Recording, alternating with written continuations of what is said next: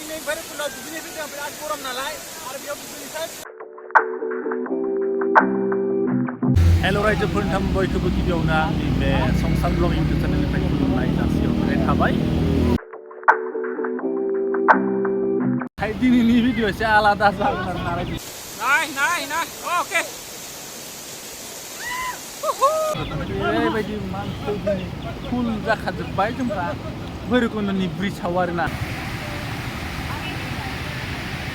हेल' रायजोफोर आं दायो आरो सफैलायबाय लोगोसे आंजों लोगोसे एल'ग्राबो दङ नैबो बिथाङाबो दङ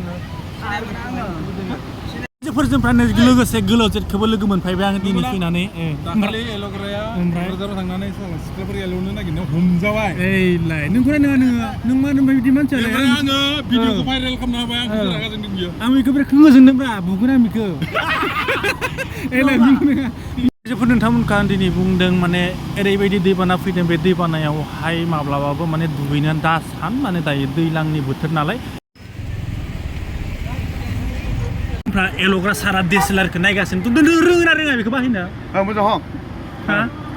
बे माब्लाबाबो नायफेराखै आरो रोङा बियो माब्लाबाबो रोङा बियो मानसिया बिराद गाथा बियो भुटानखौ नायनो मा नों रोङोना रोङा DSLR बाहायनो रोंनाय नङा रे रोङाखै नोङा नोंलाय मानो लाया फैथार गैया गोदोनि टावार आरो रायजोफोर नाय नोंथांमोना जुदि माब्लाबा फैयाखैब्ला नायदो ओरैबायदि मानसि जायो देवबार दिनावहाय आरोना